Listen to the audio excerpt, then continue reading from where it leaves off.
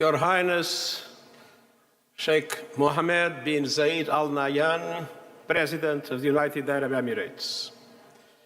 I want to express my profound gratitude for the wonderful hospitality that we are enjoying in Dubai from the government and the people of the United Arab Emirates. COP28 President Dr. Sultan Ahmed Al Jaber, I want to congratulate you on the positive start of the COP, with an expeditious approval of the agenda and the landmark operationalization of the Loss and Damage Fund.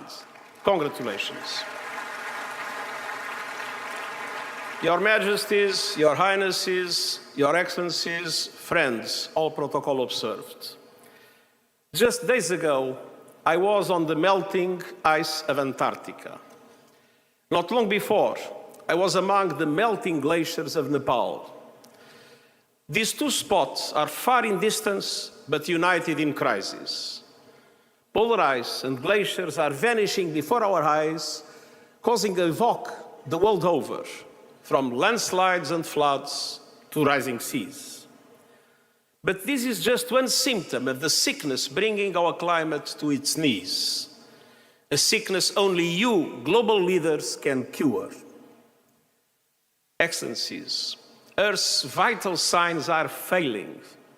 Record emissions, ferocious fires, deadly droughts, and the hottest year ever. We can guarantee it even we are still in November. We are miles from the goals of the Paris Agreement and minutes to midnight for the 1.5-degree limit.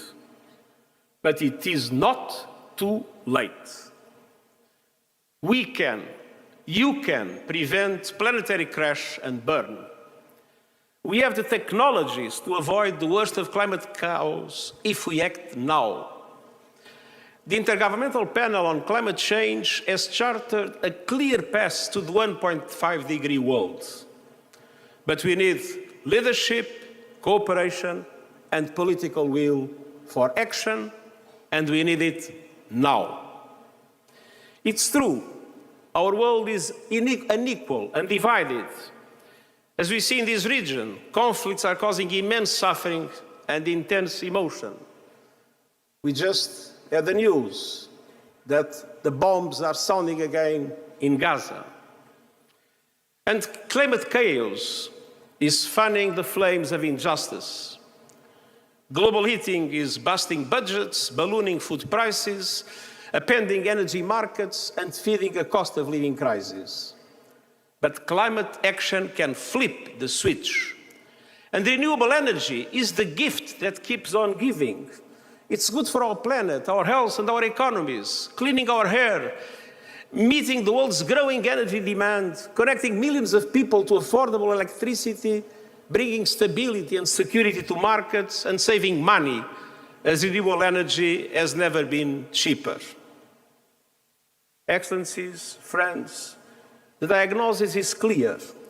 The success of the COP depends on the global stocktake prescribing a credible cure in 3 areas. First, drastically cutting emissions. Current policies would lead to an earth-scorching 3-degree temperature rise.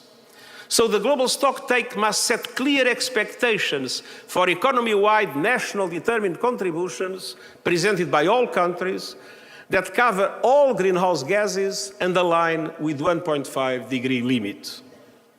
The G20, which represents 80% of the world's emissions, must lead.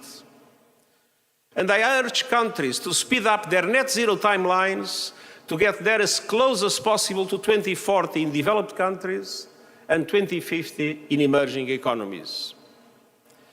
Second, we cannot save a burning planet via fire holes of fossil fuels. We must accelerate a just, equitable transition to renewables. The science is clear. The 1.5-degree limit is only possible if we ultimately stop burning all fossil fuels.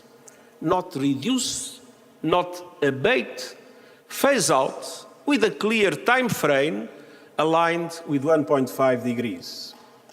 And the global stocktake must not only commit to that, It must also commit to triple renewables, double energy efficiency, and bring clean energy to all by 2030. The economics are clear. The global shift to renewables is inevitable. The only question is how much heating our planet will endure before it happens. The Intergovernmental Panel on Climate Change is recommending ending our addiction to coal by 2030 in OECD countries and 2040 for the rest of the world. At the same time, according to the International Energy Agency, the oil and gas industry accounts for just 1% of clean energy investment. So allow me to have a message for fossil fuel company leaders. Your old road is rapidly aging.